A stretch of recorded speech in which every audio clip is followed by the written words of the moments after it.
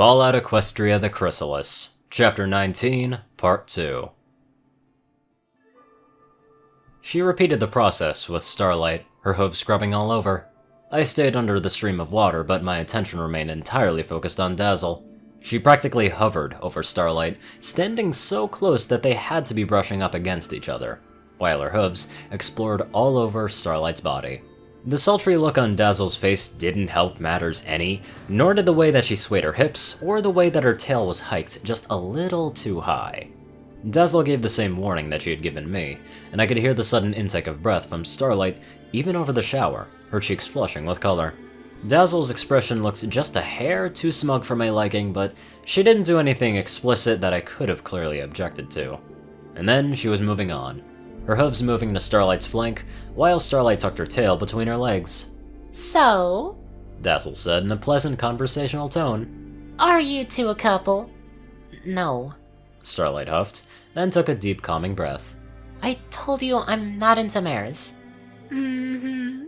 Dazzle said, brushing Starlight's tail out of the way to scrub down along her leg.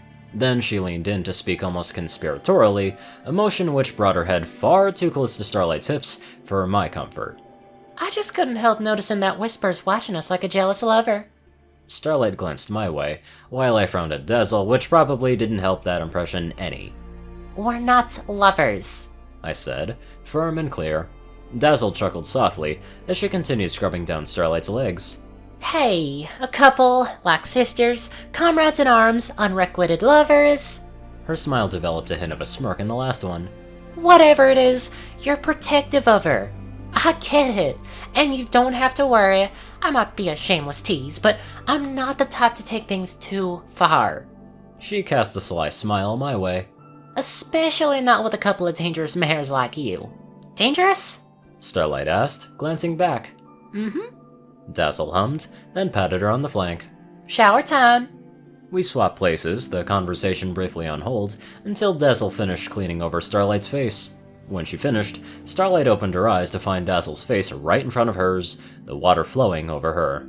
I saw that shot that you popped off last time when you were leaving town, Dazzle said, her voice soft in what I could only describe as seductive.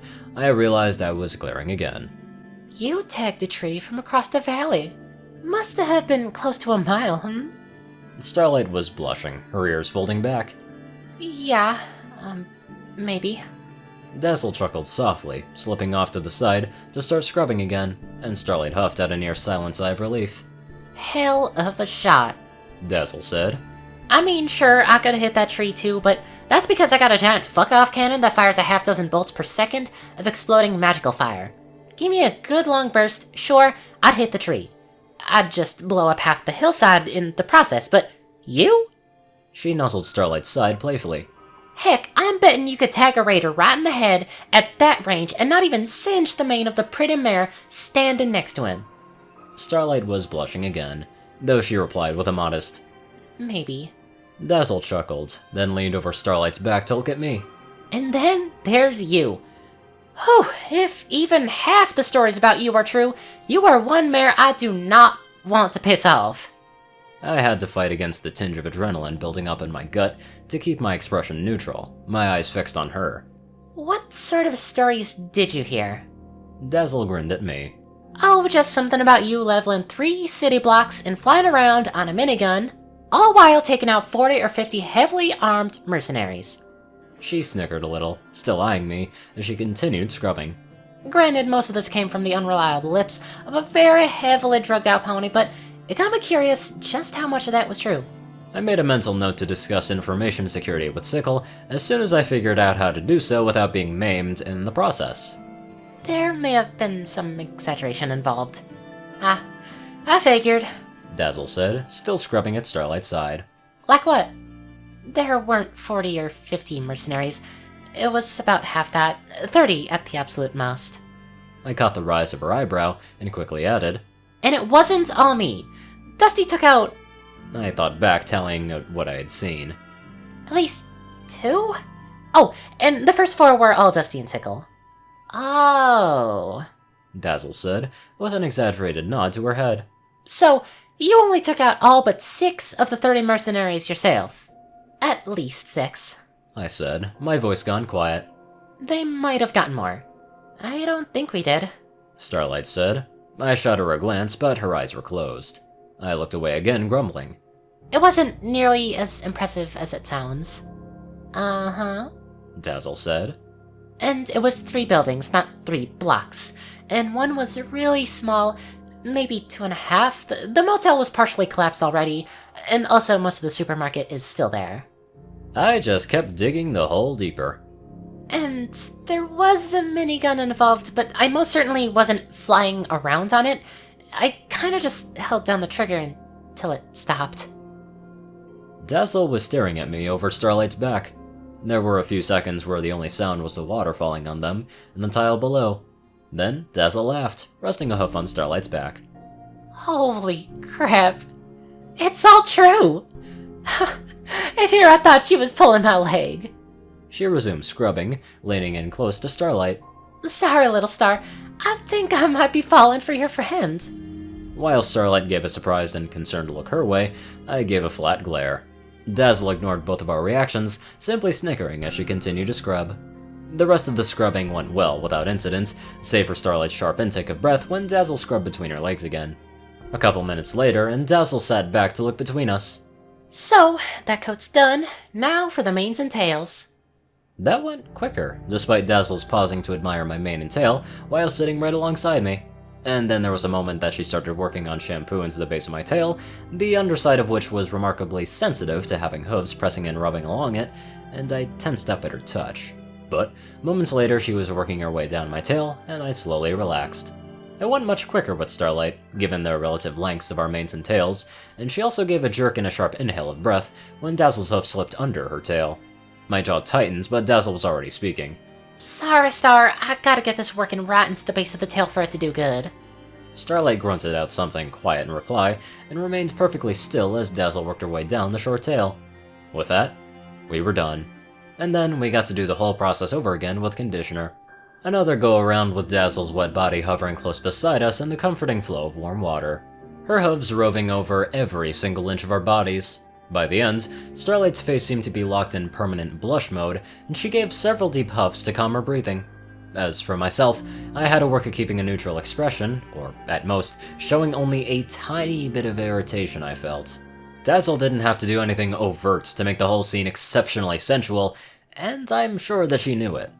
After what felt like an eternity, the shower was finally over. Dazzle turned off the water, which was starting to lose its warmth, and fetched 3 matching sets of towels. She insisted on helping us dry off, of course, yet another excuse to rub her hooves all over Starlight and myself, though the towels at least gave some sense of a barrier. Not that it helped too much when she got to drying certain parts, but once the two of us were merely damp rather than soaking wet, she dried herself. Neither of us offered to help. In fact, Starlight was fixated on the wall once again, while Dazzle happily swayed her hips and hummed as she worked. When she had finished, she tossed the towel aside with a playful flourish. Now then, time for some trimming and grooming. Follow me. She led us out, strutting the whole way. Starlight spent the whole time staring down at her own hooves. Our destination was a spare room beside the bathroom, with a couple of plush chairs, a pair of stools, and a few cabinets. Dazzle fetched a toolbox filled with scissors, files, brushes, and other grooming implements. So, trimming. Either of you have any preferences, any cute new mane or tail styles you'd like to try out? I could trim the back of your coat a bit if it's a bit too thick and warm, or even adjust to your contours. Starlight eventually settled on trimming her mane and tail just a little, since she thought it was growing out a little long, while I passed on the offer. Normally I'd insist on at least trimming out any split ends, Dazzle said with a playful smile, and ran a hoof along my mane. but I think I'd have a hard time finding any. Then, there was the grooming. Dazzle spent a good amount of time cooing over my mane and tail some more, even pausing at one point to simply run her hooves through my mane and admire how it fell across my shoulders. Grooming Starlight's was quite brief by comparison, as it only took a couple of passes of the brush to get the hairs in order, in what Dazzle described as neat and playfully tousled. Grooming our coats seemed like another good excuse to rub all over us, though this time with a brush between her hoof and our body. At least she refrained from brushing over the most sensitive areas, as I'm sure even she recognized that such a harsh sensation would be counterproductive. I still kept a careful eye on her as she brushed the inside of Starlight's thighs. With that out of the way, she had us sit back in the more comfortable plush chairs and started polishing our hooves. You'll want to keep up on hoof care, she said as she filed one of Starlight's hind hooves. They're a bit of a mess. Lots of digging through the old ruins without any filing, I'm guessing. Starlight looked away, ears pinned back. I try to take care of them. Well, you avoided any nasty cracks or the like, so I suppose you've done better than, well, a lot of ponies. Dazzle continued filing, slowly smoothing out the surface. Just a little bit of care and the occasional polish should keep them in good shape. When it was my turn, the tune was completely different. Now, your hooves? They are immaculate. I'd almost think that you didn't use them at all if I didn't know better. All they need is a little polish to be perfect. She had a few bottles of polish, and after joking around about a couple different colors, she gave her hooves a thin coating of a clear polish. Starlight spent a few moments looking at her hooves, with a mixture of uncertainty and admiration. I distantly noted that my hooves were smooth and glossy as my shell, something I had always liked about my hoofakirs back in the old Equestria, but I pushed that thought to the back of my mind. While Starlight admired her hooves, Dazzle moved on to her horn. As Starlight hadn't had the slightest clue about horn fashion, they eventually settled on simply smoothing the surface nice and even, rather than getting fancy about tip and groove shape. Once the hoof polish had dried, Dazzle brought in a pair of shallow bins filled with heated water. She had us soak our hooves for a couple of minutes, then led us through the back door of the room. That led us into her makeshift sauna. It was a cramped space with just enough room for the ring of 3 small single pony benches and the pile of large rocks in the center, which radiated a powerful heat throughout the room. I could hear the generator a little more clearly, no doubt powering whatever it was that heated those rocks. Take a seat and relax, Dazzle said with a smile. We'll do a few rounds here, about 15 minutes each, and if you start feeling dizzy or uncomfortable, come on out and cool down. There's some bottles of water under the bench to pour over the stones, if it's too dry for you, and I'll have the cold ones outside for you. Anything else I can get for you while you're here? She said that last bit with a subtle sway of her hips that I'm sure was supposed to be suggestive. We're good, I said. Okay then, she said, turning around to step out. See you in 15. The door shut, leaving us alone for the moment. While I settled down on the bench, Starlight flopped down onto the next, groaning softly. Feeling relaxed yet? I asked, dryly. More like exhausted, Starlight replied, slowly rolling over to her back. Once there, she lifted a hoof again, looking at the fine polish. I didn't expect it to be quite so... just so much. We can't always leave. She sighed, lowering her hoof. Might as well finish this. I mean, we're almost done, right? There's still the massage, and that's another chance for Dazzle to run her hooves all over you. Starlight grimaced. After a couple of seconds of silence, she flipped over to lie in her belly. Well, she better not try to massage there, or I will kick her. I gave her an unamused snicker. Me too. Good, she said, chuckling a little as she fidgeted around to get a bit more comfy. After she finally settled into place, she laid down her head, groaning softly.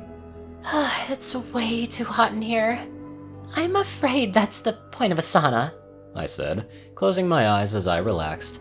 I think the old saunas were a little hotter than this even. Starlight merely grunted in reply, already breathing a bit more heavily. It seemed like hardly any time had passed before Dazzle was back. Okay, that should be good enough for this round, she said as she stepped through the doorway. Let's get you some air and cool down, huh? She led us back to the shower and turned it on, and we both crowded under the welcome flow of chilly water. Starlight gasped out at first, but was soon practically dancing around as she turned this way and that beside me, eyes closed, and repeatedly bumping into me. She enjoyed the feeling of cool water running over her. As nice as it was, though, I couldn't help but note that Dazzle was standing nearby, watching the pair of us with interest. Once the feel of the water had turned from refreshingly cool to rather chilly, Dazzle turned off the water. She fetched the bins, which had been refilled with warm water, and had us stand in them as she quickly toweled away most of the water. At least it was brief. Starlight hardly even reacted to the attention, her eyes closed throughout, merely giving a faint huff and lifting a hind leg just a hair to let Dazzle finish a little quicker. Then, it was back to the sauna. We repeated the cycle 2 more times, and by the end of the third, I was feeling almost dead on my hooves, with my body so relaxed that I felt like I might collapse if I didn't focus on staying upright. Starlight looked to be in the same condition, her head hanging low and eyes closed. It was in that state that Dazzle led us out and into another room. Hop on up, Dazzle said to us with a smile. I was feeling so lethargic that it was only then that I noticed the giant bed, large enough for one of the princesses, and probably a couple of suitors as well. Why are we in your bedroom? Starlight stopped and looked down, having already placed her forehoofs on the bed before realizing where we were. Dazzle's smile grew. Because I haven't been able to scrounge up any massage tables yet, and this is more comfortable than the floor. When I continued to frown, she rolled her eyes. No fun of business, I know. I'm just working with what I got here. Starlight had finished climbing up and lying down, so I relented. Fine, I said, stepping up to lie beside her. I sank into the mattress, which was more worn out than soft, but otherwise in remarkably good condition given its age. Just relax, Dazzle said, as she climbed onto the bed beside me, her hooves moving to my shoulders. She pressed and rubbed, squishing the flaccid flesh against the hard, interlinking structure of bones beneath in a way that was simultaneously disconcerting and strangely soothing. She had to pause to remind me several times to relax as her hooves worked over my body. I closed my eyes and tried my best to do so, which was usually followed by her asking me to relax once more. It became particularly difficult when her hooves made their way over my hips, massaging my rump. She had moved her hooves to massage down my legs, with one firmly rubbing over my inner thigh, when she snickered softly. You must be really enjoying this to have your tail lifted that high. My eyes snapped open, my tail jerking down again. That is a natural reflexive reaction to the manual stimulation of an erogenous zone, I said, remaining as still as possible. It doesn't mean anything more significant than that. She continued to work her way along my leg. So, I know little star's off limits, but what about you? I grumbled, closing my eyes again. It's not going to happen. Oh, She said in a mock-hurt tone. I suppose that you're not into mares either, Mares are fine.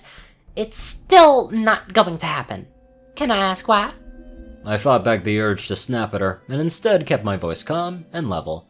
Because you hardly know us, yet you immediately slept with Sickle, relentlessly pursued Starlight, and then turned to me when that didn't work. None of that would have been a big deal, except you pressured Starlight into coming here just so you could rub your hooves all over her, all with the hopes that you'd get her so worked up that she'd give in and have sex with you against her better judgment and despite her repeated rejections. You're trying to manipulate her into having sex rather than convincing her. And I don't appreciate any pony trying to manipulate my friends. And no, that's not hypocritical, except in the most casual reading of that statement. Dazzle's hooves froze for an instant, then resumed their work, a little slower and softer. Yeah. Dazzle said, her voice quiet and low. Sorry. I have to admit, not arguing it might have bumped her up a step in my opinion, not that I was gonna let her off entirely easy for a momentary change of heart. I'm not the only one that you need to apologize to. Sorry. She repeated, and I cracked an eye open to see Starlight's eyes were barely open, looking a little thoughtful and a little concerned, but mostly looking as if she were about to drift off to sleep. Dazzle sighed as she continued her massage, moving to the other leg. The thing is, I kinda have to move fast. I love this town, but ponies only come here for some quick trade or a new weapon. I get a day or two to make some sort of impression, and then they're gone again. It's either come on strong, or don't even get noticed. I frowned a little at the sudden change of tone, mentally chewing on that over as she worked down my leg. After the experience so far, I was sorely tempted to just tell her off, but I didn't. Maybe the massage was just that relaxing. What is it that you're looking for exactly? Her hooves paused without answering, so I clarified my question. Are you looking for casual sex? A long-term relationship? Something in between? She gave a soft snort of amusement. Hell, I'd settle for some casual sex every now and then, She said, resuming the massage. but something more would be nice. Very nice. Then a little advice. Manipulation and tricks might get you something short-term, but it's very likely to be destructive to the kind of trust you'll need for anything longer. Pressuring some pony into something they don't want to do is more likely to just hurt them. My eyes opened again, head lifting just enough to look back over my shoulder. And if there's one thing I like less than some pony manipulating my friends, it's some pony hurting them. She looked down at her work, not meeting my eyes. My point made, I laid my head down and closed my eyes again. If you want something longer, put some effort into knowing a pony first. Know what they're like, and give them a reason to like you. With the effort you've put into your appearance, I'm sure you can appreciate that. And if you absolutely have to go for casual sex, at least stick to flirting to seduce a pony instead of pressuring them. You're less likely to make them regret the time spent with you. And yes, it will take some time and effort. But it sounds like Emerald has made quite a few friends among visitors. There must be a fair number who stop in regularly. And there must also be a few ponies who stay longer than just a day. We're planning to be here a whole week, for that matter. It's easier said than done, she said, finishing with my ankle. I felt the bed shift as she sat back. Wish I'd known you were in town longer. I don't suppose you're saying that because I still have a shot. Are you? I gave a soft snort. I won't lie. You made a horrible first impression, and I'll remember it. I'll probably be suspicious of anything you do around Starlight or myself, but I know better than most that first impressions can be inaccurate. I don't foresee anything working out between us, for reasons that you wouldn't even imagine, but I won't stop you from trying. Maybe the whole kindness and generosity thing is rubbing off a bit. Or maybe I just don't like to burn bridges when I don't have to, even when the bridge is already soaked in oil and I have magical fire just a single thought away. She huffed out a quiet chuckle. Shit. Emerald really was right about you. You really are one of the good ones. Most ponies would probably just have stormed off instead of giving me some pointers and another chance. I shrugged. I try. More than most ponies do, Dazzle said. The bed shifted again as she moved up between Starlight and myself. Question is, how good are you? Luck, as in, you're not gonna shoot me if I try flirting with you, are you? Seems like a bit of an overreaction. Maybe a swift buck if you're planting hooves where they don't belong. Noted, she said, with a soft chuckle. A bit of humor was returning to her voice. So, should I take that to mean that you won't shoot me if I flirt with a little star here? Now that's entirely up to her, isn't it? Starlight can take care of herself. I gave a hint of a smile. So, not unless she asks me to. Tempting, Starlight murmured. Oh, don't be like that, Dazzle said, and I could practically hear the smile in her voice. You haven't even experienced one of my massages yet. Starlight snorted faintly while the bed shifted with Dazzle's movements. She settled in a moment later, followed by the slow rhythmic motions of the massage. Starlight grunted faintly with the first one. Then she groaned, quietly at first, then growing in volume as the massage continued, with the occasional murmur of what might have been obscenities behind them. While I was fairly sure that Dazzle wouldn't have tried something too direct immediately, after the exchange we just had, I still cracked open an eye to look. Sure enough, Starlight was sprawled out, groaning happily as Dazzle's hooves massaged down her back. Dazzle's smile grew as she worked her way down, and was starting to massage Starlight's rumps when she paused. You know, it's really hard to resist teasing you when you're moaning into my bed and with your tail up in the air. Said tail immediately snapped down, and Starlight's face flushed again. Well, you just keep on resisting, she said, sounding a bit short of breath. It's not gonna work anyway. Was all Dazzle said in reply, though she resumed her massage. Starlight's blush grew as the hooves worked down over her rear and thighs, her breathing growing just a bit faster in response to the physical stimulation. A minute later, we were done. Dazzle brought out the brushes again, giving us one final brush down. I felt so relaxed and tired that I might have fallen asleep, except for the desire to keep an eye on Dazzle. When that was done, she sat back smiling. Well, as much as I'd love to have a pair of beautiful mares spinning the night in my bed, I'm sure you've got your own beds to get to. Starlight made some mumbled, wordless reply before pushing herself up. Yeah, we should go, she said, still sounding a bit short on breath. Well, come on, Dazzle said, smiling. I'll lead you out. There was less of a strut to Dazzle's walk as she led us back to our possessions. Starlight had just locked her pipbuck back in place on her leg when her ears shot up. How is it that late already? Time flies when you're having fun. Dazzle said, leaning against the doorframe. Beauty takes time. Did I fall asleep in there or something? Starlight shook her head, slipping on her bags. I didn't think it was that long. Sure enough, when Dazzle led us to the front door, the sky was rapidly darkening with the onset of night. She lingered at the door for a minute as we walked away, watching us go. Starlight said, once we had gone far enough to speak freely. So, that was a little intense. I'm not normally the type to say, I told you so. Yeah, Starlight said with a weak chuckle. Still, it was nice. I don't think I've felt this good in, well, ever. She smiles, though I caught a hint of a shiver go through her. Arousal has a way of leading ponies into situations that would normally go avoid, and I was pretty sure that Dazzle knew it. She was probably counting on that. Yeah, probably. Starlight said, casting a glance over her shoulder, and shivered again. It still ain't happening. Given her reaction, I had to suspect that it might have had I not been there. I don't mean to sound like I'm disrespecting Starlight, or I think that she can't stand up for herself. It's simply that I know quite well how even a strong-willed pony can be manipulated. Emerald was reading an old house care magazine when we returned, and we exchanged brief pleasantries before heading up to our suite. The massage had loosened up things in a strange way that they did for ponies and other weird endoskeletal creatures, making my body feel so wonderfully relaxed, but also strangely heavy and even more alien than usual. So, I just went straight to bed, dropping my saddlebags and holster beside the bed, with hardly even a thought towards how the latter had become part of my walking around town apparel. Then I slipped into bed, Starlight following moments later. I only vaguely remembered her fidgeting around to get comfortable before I drifted off into sleep. I am very glad that things went the way that they did. Talk about a successful pampering. Anyway, I'd love to give a very special thank you to my sleepy donators.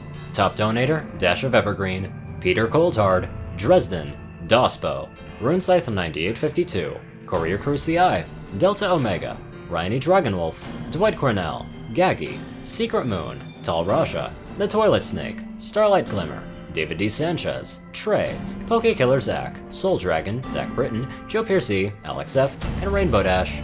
Thank you all very much for watching this video, and live life to the fullest.